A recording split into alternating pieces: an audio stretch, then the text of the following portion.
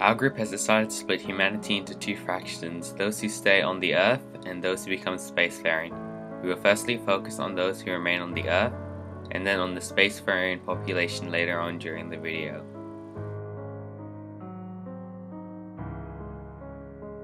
However, before humanity gets into space, we need to understand what the Earth will probably be like prior to spacefaring.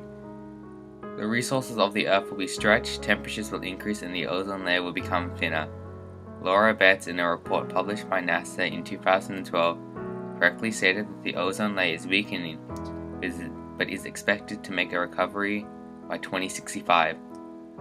She also stated that the ozone layer absorbs large amounts of ultraviolet B emitted from the sun, which is a wavelength that causes damage to human DNA and increases instances of skin cancer. Humans prior to spacefaring will most likely develop high levels of melanin, which would cause for vitamin D deficiency amongst the populations. Increasing temperatures would call for more efficient kidneys, as there would be less water due to evaporation of lakes and rivers. Resources on the Earth will be scarce due to the consumerism society of today. This would mean that genetic natural selection would occur. The team believes this to be true, as Charles Darwin stated in his book, Origins of Species, 1963, that genetic variety is key to the survival of a species. Humanity will be forced to stretch its dwindling resources only amongst those who are favorable in surviving the ultraviolet B hot environment. Given the situation of the Earth, as stated previously, the human race will be very fit and intelligent. They will be tall, broad-shouldered, and have good eyesight. Environmental alterations will result in those humans with the favorable characteristics to firstly cope with the increasing temperatures, and secondly, with the high melanin counts to counteract the higher ultraviolet exposure, will breed and pass these favorable traits to their offspring. Those humans who cannot cope with the increasing temperature or produce enough melanin to counter the ultraviolet exposure will perish. This image of the human race will be a result of the proposed genetic natural selection. The human race will also be dark in terms of skin pigmentation and also hold more efficient kidneys.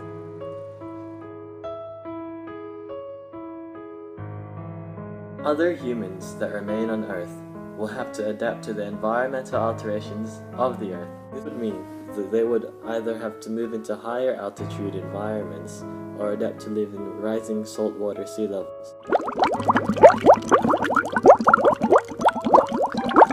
The rising sea levels will engulf freshwater supplies, effectively killing a lot of mammals, as higher concentrations of sodium chloride within the bloodstream is deadly.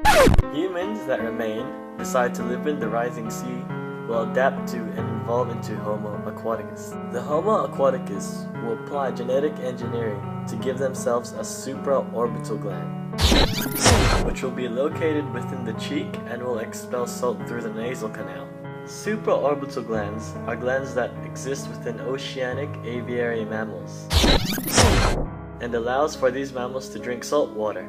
These glands extract the sodium chloride from the bloodstream and eject it through the nasal canal. These Homo aquaticus will become more streamlined, as those with a more streamlined build will hold the favorable characteristic for the environment and will pass on the streamlined trait to their offspring. Humans that do not wish to adapt to the rising sea environment will go to higher altitude environments, as stated previously. Humans in higher altitude environments will face a lack of oxygen within the thinner atmosphere of the high altitude environment. Hence, those with stronger lungs will hold the favorable characteristic and will pass on their trait onto their offspring. Those with efficient kidneys will hold another favorable characteristic, which will be passed onto their offspring, as there will be little liquid water, meaning that the majority of the water used to upkeep the population will come through filtration of the atmospheric condensation. Moving on to the spacefaring population, as stated in the NASA published report, Gravity Hurts 2001, prolonged exposure to a gravitational force that is less than that of the Earth will result in the loss of muscle and bone mass along with an even blood pressure. The spacefaring population will most likely colonize Mars and the moons of Saturn, as they are the closest and easiest candidates for terraforming. Terraforming is a process in which a hostile environment, such as the freezing Mars, will be altered to mirror that of Earth. David R. Williams stated in his Mars fact sheet, published by NASA in 2010, that the gravity of Mars is much lower than that of Earth, as are the gravitational forces that act on the moons of Saturn. This would mean that human colonists would adapt to less muscle and bone mass, and also have less blood, as the lack of gravitational forces acting upon them will allow for their blood pressure to be even throughout their body. These colonists will also be taller, as the gravitational forces acting upon them during periods of growth will be lessened, but they will still retain the same amounts of HGH, human growth hormone, as they would on Earth. The spacefaring population will also have less melanin within their bodies, as they will shield themselves from ultraviolet radiation with the use of their spacecraft and habitat domes. As humans decide to colonize planets outside the solar system, they will realize they need to move faster, otherwise there will be no point in going. Michelle Johnson stated in her report on the Kepler mission published by NASA in 2011 that Kepler 22b is a planet similar to Earth within the habitable range, which is 600 light years away from Earth within the Kepler 22 star system. If a spacefaring faction decides to head off to Kepler 22b in the year 350,000 AD with an engine that allows for a speed 1,000th of that of light, it'll take them about 600,000 years to reach the planet. Now suppose another faction waits until 360,000 AD to depart with engines capable of attaining 100th the speed of light. It'll take them about 60,000 years to arrive at the planet. Now suppose a third faction departs in 400,000 AD with a speed equal to that of a tenth of the speed of light.